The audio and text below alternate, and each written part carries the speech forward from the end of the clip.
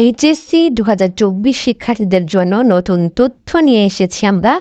এখানে একটি বিজ্ঞপ্তি, মাধ্যমিক ও উচ্চ মাধ্যমিক শিক্ষা বোর্ডের বিজ্ঞপ্তি, যেটা প্রকাশিত হয়েছে 25/7/2024 খ্রিস্টাব্দে।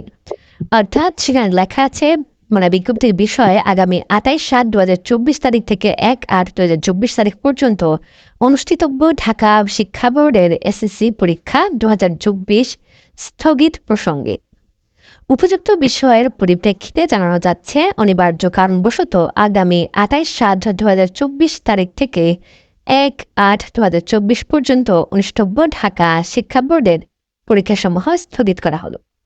স্থগিত হওয়া পরীক্ষার পরবর্তী সময়সূচি বিজ্ঞপ্তির মাধ্যমে পরবর্তীতে জানিয়ে দেওয়া হবে।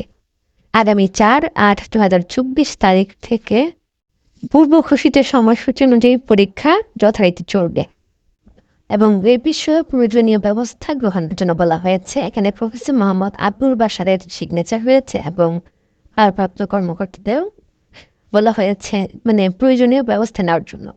তো 4 তারিখ থেকেই যথারীতি পরীক্ষা চলবে এবং এর আগের পরীক্ষাগুলো পরবর্তীতে জানানো হবে। ধন্যবাদ।